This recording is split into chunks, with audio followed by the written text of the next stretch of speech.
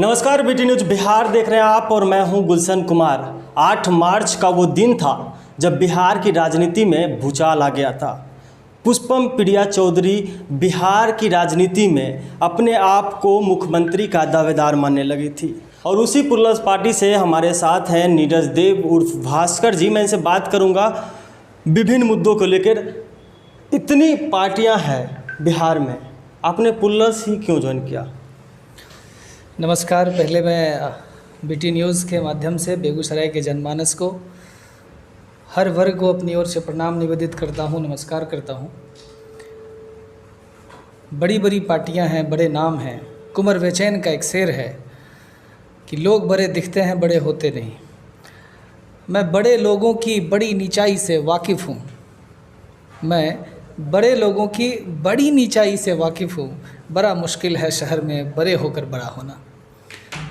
राजनीतिक अध्याय में प्लूडल्स बिहार की नई इबारत लिखने को तैयार है और इसके पूर्व भी मैं एक बड़ी पार्टी का कार्यकर्ता रहा। पार्टी से जुड़ने का जो मुख्य विषय बिंदु है वह है युवाओं के प्रति क्रेज, और क्रेज सिर्फ भाषण में नहीं है, ये उनके कर्म में दिख रहा है। जो चीज़ें हमारे बिहार की धरोहर है, जो हमारा पर्यटन केंद्र का बहुत बड़ा व्यापार का केंद्र बन सकता है, जो चीज़ें हमारे पास अक्षुण्ण रहनी चाहिए थी, हमने उनको खो दिया। हमने रोज़गार के लिए क्या किया? तो पिछले कई वर्षों में रोज़गार सृजनता की ओर कोई काम नहीं हुआ। तो इस रूप में पार्टी नए विचारों के साथ आ रही है। लोगों ने लगातार 15 वर्ष देश जी को देखा है, बड़े पार्टी के नेताओं को देखा है, तो लोग नए चीज़ों की ओर अपडेट हो रहे हैं। सामान्य से सर मैं बात करता हूँ, हम कोई साधारण फ़ोन खरीदते हैं और फ़ोन खरीदने के बाद टाइम टू टाइम उसको अपडेट करते हैं। तो राजनीति भी बूढ़ी हो रही है, उसको भी अपडेट करने का समय आ गया है, उसको परिवर्तन करने का समय है, ट्रांसफॉर्म करने का समय है। और ये ट्रांसफॉर्मेशंस युवाओं से हो सकता है। और पार्टी की एक बड़ी अच्छी बात है कि युवा बहुत तेज़ी से स्वतः स्फूर्त हो रहे हैं, सेल्फ जनरेट हो रहे हैं, सेल्फ स्टीम्ड लोग ऑटोमेटिकली कनेक्ट हो रहे हैं। इस पार्टी से जुड़ने का मेन मकसद मेरा यही है। बड़े बड़े पार्टियां हैं और बड़े बड़े उनके जो पार्टी के मेन हैं, सुप्रीमो हैं, वो खुद मुख्यमंत्री बनने का सपना देख रहे हैं। तो आप वहाँ भी मुख्यमंत्री नया बना सकते हैं। जब बिहार नया मुख्यमंत्री मांग रहा है तो वो भी बन सकते हैं, फिर पुरलस क्यों? सर, एक कहावत है, घर में दिया जलाकर मंदिर में दिया जलाना। पार्टी की जो प्रेसिडेंट हैं वो बिहार से हैं, सारे तो बिहार से हैं। तो उन्होंने इसलिए पहले बिहार को ही अपना केंद्र चुना कि why not I should go for politics. और मेन स्ट्रीम पॉलिटिक्स में जाने का मतलब है कि आपके पास बड़ी बड़ी चुनौतियां आएंगी। तो अभी हम लोग जिस चीज़ पे काम कर रहे हैं, अभी बेगूसराय विधानसभा की बात करूं तो 264-68 बूथ हैं और हर एक बूथ पे कार्यकर्ता तैयार किए जा रहे हैं। बहुत लोग बोलते हैं अभी नई पार्टी है, फेसबुक पर है, पता नहीं ज़मीन पर आ पाएगी नहीं आ पाएगी। मैं तो खुश हूँ, इस कोरोना विश्व महामारी में लोगों के पास जो डिजिटल इंडिया की बात हम करते हैं, इस डिजिटलाइजेशन में पार्टी ने कम से कम अपनी धमक पढ़े लिखे और यूथ्स तक पहुँचा दी है। और बाकी के जो ये 4 महीने चुनावी सरगर्मी के बीच रहने वाले हैं, हम ज़मीन तक जाएंगे। लोग ऑप्शन की तलाश कर रहे हैं और हम ऑप्शन लेकर आए। आपका भी नाम आ रहा है भावी विधायक के रूप में, तो आप अभी फ़िलहाल करते क्या हैं? मैं पेशे से शिक्षक हूँ, प्राइवेट कोचिंग, निजी कोचिंग देव सर्किल मेरा चलता है, और मैं युवा अधिवक्ता हूँ। 2 वर्ष से मैं अधिवक्ता पेशे में हूँ। और इसके पूर्व जो हमारी संस्था है उसका एक एसोसिएशन है, एक संगठन है, तो मैं उसका इलेक्टेड प्रेसिडेंट हूँ। लोगों ने मुझे वोट किया, वोट देकर बनाया, मैं अध्यक्ष बना। और शिक्षकों के लिए मैंने बहुत सारे काम किए।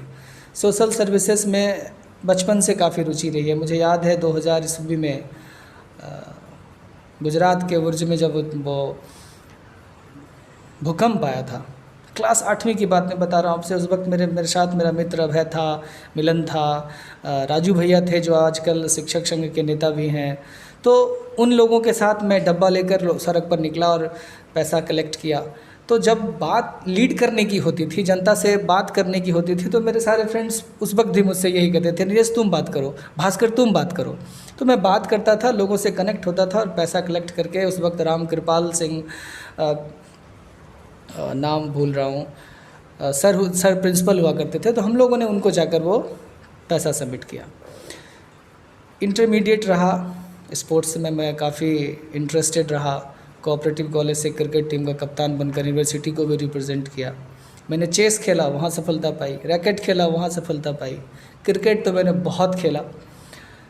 पढ़ाई का सफ़र, खेलकूद का सफ़र चलता रहा। मुझे पता नहीं चला कि मैंने ये सोचा भी तक मुझे पॉलिटिक्स में जाना है। हाँ, सोशल चीज़ें मुझे बहुत अच्छी लगती हैं। एक रिसेंट एग्जांपल मैं बताता हूँ।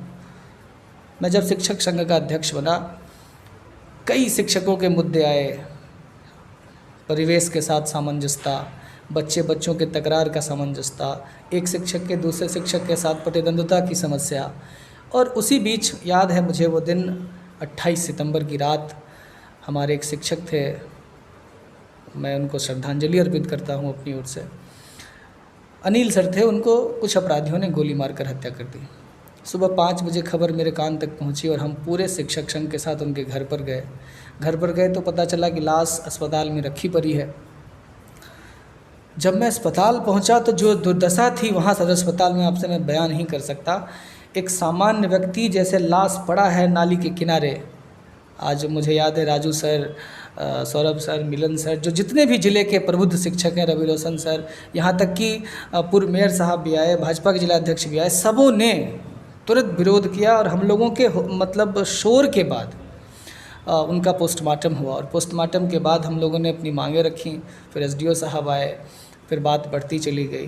तो मुझे लगा कि मैं क्या कर सकता हूँ। श्रद्धांजलि और छोटे छोटे धरने, सड़कों पर रुकाव करके हम जनता का कल्याण नहीं कर सकते। तो मेरे दिमाग में एक बात आई कि मैं क्या कर, उस परिवार में पुत्र नहीं था, 2 बच्ची थी। मैंने सोचा कि मैं अपनी ओर से क्या कर सकता हूँ, संगठन की ओर से क्या कर सकता हूँ। उस वक्त हमारा संगठन नया था, हमारे पास कोष कम था। तो मैं सड़कों पर निकला। अपने संस्थान में एक बैच लेता था सुबह 6 से 7, और 7 बजे के बाद मैं सिर्फ शहर के अच्छे गणमान्य लोगों से मिलता था। तो उसमें क्या हुआ कि समय मेरा बहुत जाता था, कलेक्शन कम होता था। मेरे एक मित्र ने मुझे आइडिया दिया, और ये आइडिया मुझे लल्लू बाबू ने भी दिया कि नीरज जी, छोटी चीज़ों पे काम कीजिए और 10 रुपये के लिए काम कीजिए। और मैंने परिवार से पहले हामी इसलिए ली कि किसी भी परिवार के स्वाभिमान को ठेस न पहुँचे। और फिर मैंने इस पे काम करना शुरू किया और लगभग 2 लाख रुपए मैंने दिए। उसके बाद अभी एक रिसेंट एग्जांपल है, सोशल वर्किंग में पुलवामा अटैक पिछले वर्ष जब हुआ तो अपने बिहार के भागलपुर ज़िले के रतन ठाकुर जी शहीद हो गए। अचानक मैं बैठा था, शाम को फेसबुक यूज़ कर रहा था, मुझे डॉक्टर निशांत रंजन जी का एक पोस्ट दिखा कि क्या हम लोग अपनी ओर से कोई सहयोग कर सकते हैं। ये लाइन मुझे हिट किया। मैंने अपने मित्र से बात की, जयंत से, कि दोस्त ऐसे करना है। मेरे मित्र शशिकांत जी हैं, मैंने उनसे बात की कि सर ऐसे करना है, हम चाह रहे हैं। Yes sir, we must do it. और कुछ नहीं, सुबह मैं उठा, 2-4 लोगों के साथ सड़कों पे निकला और लोग आते चले गए, कारवां बड़ा हो गया और एक दिन में 1,20,000 रुपये जमा हुए। मुझे याद है IMA हॉल में बैठक चल रही थी, डॉक्टर निशांत रंजन सर ने मुझे बुलाया और नीरज जी आप आएंगे, 2 शब्द बोलेंगे तो मुझे ज़्यादा खुशी होगी। फिर मैं अपनी टीम के साथ वहाँ गया। हमारी टीम में रोशन जी भी थे, रोशन जी भी हमारे साथ गए, कुछ एक साथी और थे, सुधांशु थे, प्रदीप थे, मुझे अब वो मिस कर रहा हूँ। जब मैं वहाँ पहुँचा तो मैंने डॉक्टरों के सामने अपनी बात रखी, और जब मैंने बात रखी तो लोगों ने सुना और वहाँ तुरंत कलेक्शन 60,000 हुआ। और 3rd डे मैंने क्या किया कि अपने कुछ इंस्टीट्यूट के स्टूडेंट्स के साथ काली स्थान चौक पर हारमोनियम और नाल तबला लेकर रह गया और मैंने उस कार्यक्रम का नाम लिखा संगीतांजलि। और संगीतांजलि के माध्यम से हमने देशभक्ति गीत गाए। और मेरे कोचिंग के जो बच्चे थे वो सड़क के इस पार खड़े थे, मेरे साथी सब खड़े थे। हम लोग ट्रैफिक कंट्रोल भी कर रहे थे, क्योंकि जिस काली स्थान चौक पर, मुझे याद है हमारे एक मित्र हैं अजीत जी, उनकी दुकान है, उनके दुकान के ठीक बाहर हम कार्यक्रम कर रहे थे, तो ट्रैफिक में प्रॉब्लम था। तो रोशन जी लगातार वो ट्रैफिकिंग का काम देख रहे थे, शशिकांत जी थे, जयंत भाई थे, बहुत लोगों ने कोऑपरेट किया और छात्र खड़े रहे। सर किसी को नहीं कहना पड़ा कि आप पैसा दीजिए। हम लोग रो रहे थे, देशभक्ति गाना चल रहा था, लोग आ रहे थे, चुपचाप पैसा दे रहे थे। और जब वह कुल राशि कलेक्ट हुई 2 दिन के बाद, तो वो 2,86,000 समथिंग था, आंकड़ा एग्जैक्ट याद नहीं है। और अमितेश सर थे, चूँकि सीआरपीएफ से थे, यहाँ वो पदाधिकारी थे, एएसपी थे, तो हम लोगों ने उनको कहा कि सर सीआरपीएफ के जवान शहीद हुए, हम चाहते हैं सर आपके नेतृत्व में हम ये राशि बेगूसराय की संवेदना, बेगूसराय की भावना, बेगूसराय का प्रेम उनको अर्पित करें। और फिर हम लोगों ने योजना बनाई निशांत रंजन सर के साथ, अमितेश सर के साथ जाके मैंने वो भी किया।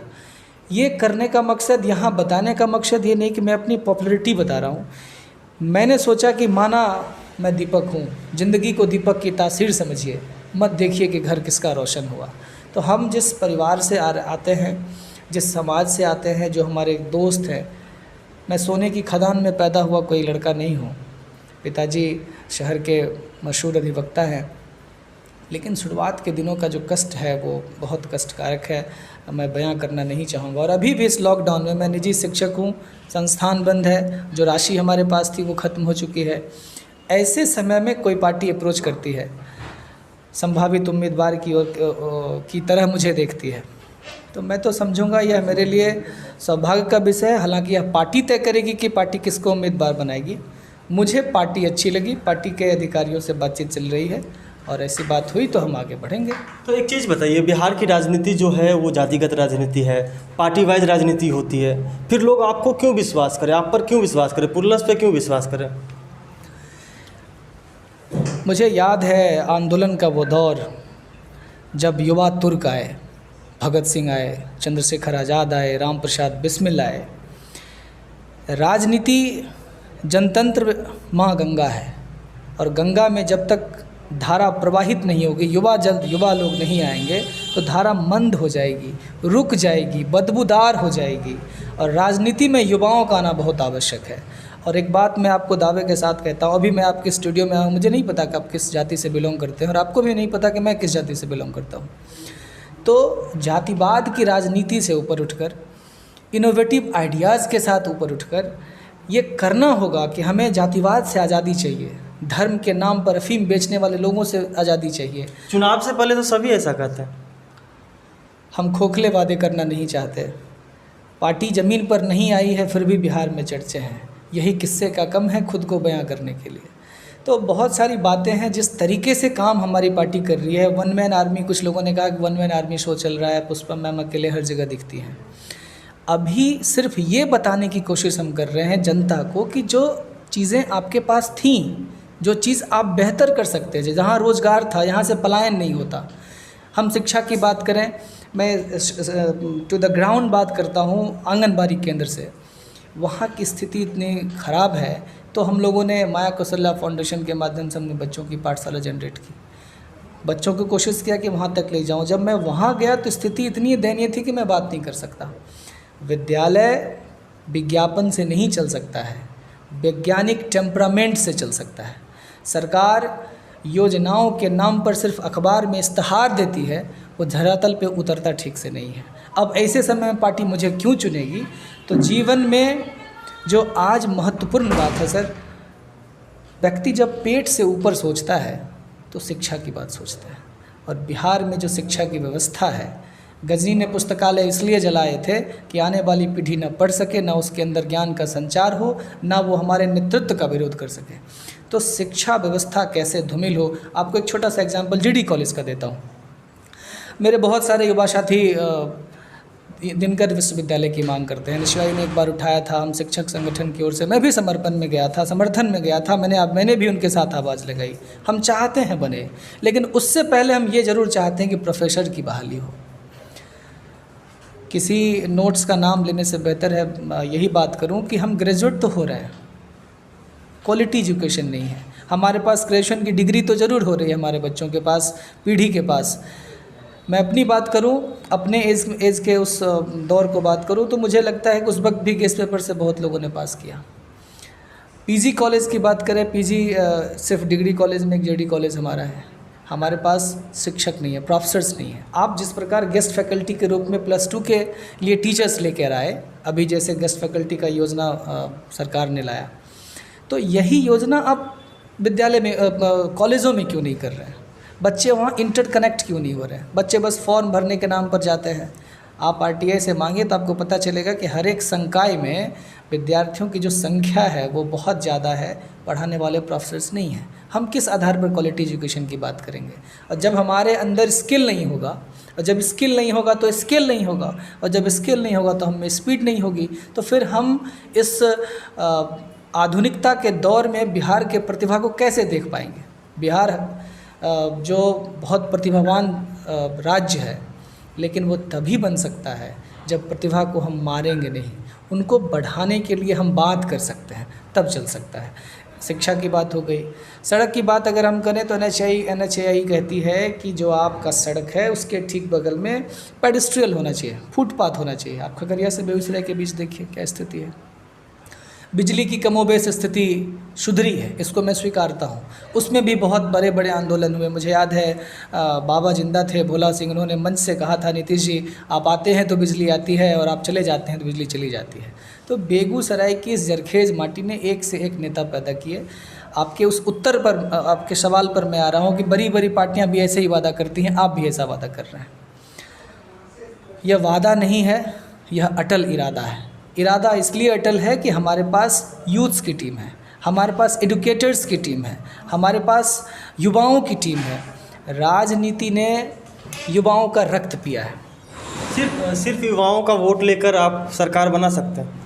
बिल्कुल नहीं, मैं इसको किसी भी कीमत पर स्वीकार नहीं कर सकता हूँ। सिर्फ युवाओं के दम पर सरकार नहीं बन सकती, लेकिन 69% पूरे देश की आबादी का जो 69% है वो युवा है। और बिहार की बात कर लें। मैं बिहार पे आ रहा हूँ, उसी डाटे के साथ आ रहा हूँ।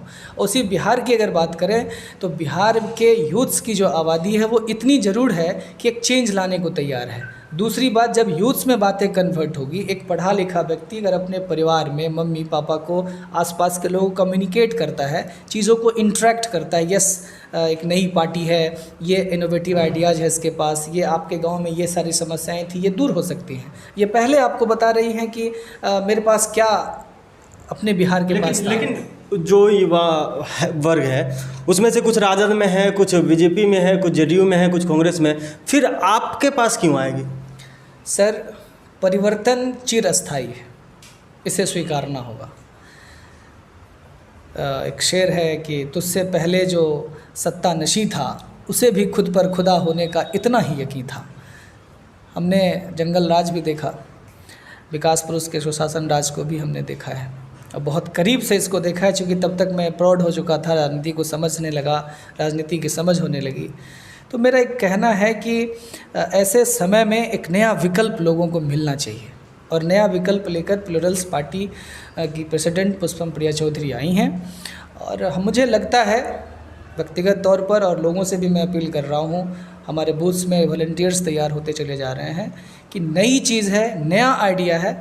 आप एक बात सर मैं आपको बताना चाहूँगा आपके चैनल के माध्यम से, अब तक नेता ही जीतते आए, जनता हर बार हारती आई। और नेता, इसे ऐसे बात करूं कि नेता वोट के इम्पोर्टेंस को समझते हैं, बहुत कम जनता इन बातों को समझती है। मैं एक वोट देता हूं, उस एक वोट के देने से कोई ना कोई जनप्रतिनिधि जीतता है। अब जिस जनप्रतिनिधि को मैंने वोट दिया वो जीते, उस 5 वर्षों में मेरे व्यक्तिगत जीवन में कौन सा बदलाव आया? अंधभक्त और बेवकूफ़ी की बात करना आज के इस शैक्षणिक युग में गलत होगा। सच को सच और गलत को गलत कहने की क्षमता होनी चाहिए। हम भी चुप रहे तो बोलेगा कौन? एक पढ़ा लिखा व्यक्ति अगर नहीं बोलता है तो फिर मुझे लगता है कि फिर पढ़ने का कोई इम्पोर्टेंस नहीं है। बिहार में आप देखिए लिटरेसी रेट तो बढ़ी, साक्षरता दर बढ़ी, क्वालिटी एजुकेशन पे कौन सा काम हुआ? अच्छा, एक चीज़ बताइए कि सभी विधानसभा सीटों पर पुलिस लड़ेगी चुनाव? यह उम्मीद है कि हम 243 सीटों पर लड़ेंगे। पार्टी के बड़े आला अधिकारियों से बातचीत चल रही है, लेकिन यह कहना जल्दबाजी होगी मेरी ओर से, क्योंकि मैं पार्टी का वरीय पदाधिकारी नहीं हूँ, कार्यकर्ता हूँ। पार्टी के लिए मैं जुड़ा हूँ और उम्मीद है कि पार्टी लड़ेगी। और इसके लिए विशेष मुझे लगता है कि आने वाले समय में आपको बता पाऊँगा कि पार्टी ये चुनाव में आई है, हर सीट पर चुनाव लड़ेगी। लेकिन वर्तमान में यह मुझे बता पाना मुश्किल है कि अभी कहाँ कहाँ चीज़ों पे काम चल रहा है, तो वेट एंड वॉच की स्थिति है। एक तरफ यूपीए है, एक तरफ एनडीए है, उसके बीच नई पार्टी आकर चुनाव लड़ना कितना मुश्किल हो सकता है? सर, मैंने उस शेर को कहा, मैं फिर दोहराना चाहता हूँ कि तुझसे पहले जो सत्ता नशी था उसे भी खुद पर खुदा होने का इतना ही यकीन था।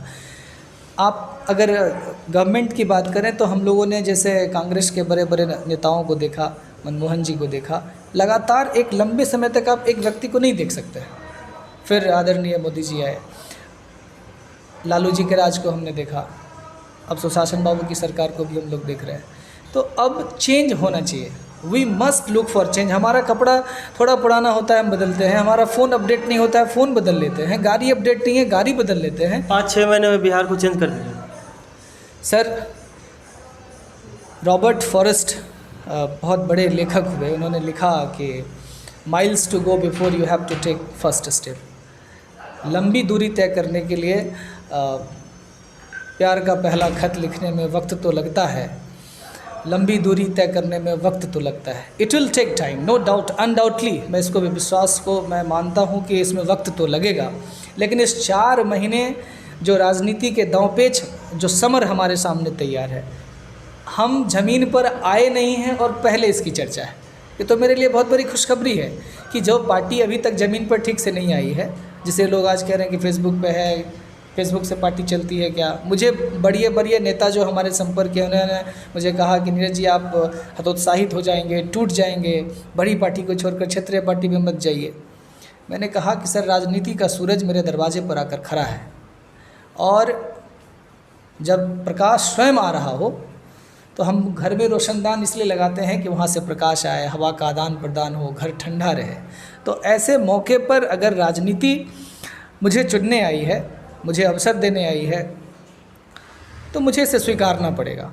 दूसरी बात, राजनीति में युवाओं का आना क्यों आवश्यक है, इस पर मैं कह रहा था कि राजनीति ने युवाओं का रक्त पिया है, राजनीति ने युवाओं से शहादत मांगी है, राजनीति युवाओं के अस्थि के भस्म पर चलकर राजपथ तक का सफर तय किया है। मैं हर एक पार्टी की बात कर रहा हूँ, 25% हिस्सेदारी युवाओं की होनी चाहिए। जिस प्रकार हम महिला सशक्तिकरण की बात करते हैं, उनकी आबादी, उनको रिप्रेजेंटेशन मिलना चाहिए। देन व्हाई नॉट यूथ, युवा क्यों नहीं। हमारे बेगूसराय ज़िले में अच्छे अच्छे युवा साथी हैं जो अपने अपने पार्टियों के लिए अच्छा काम कर रहे हैं। कब तक हम उस लड़खड़ाते पाँव पर चलने वाले लोगों का जीत का जश्न मनाते रहेंगे?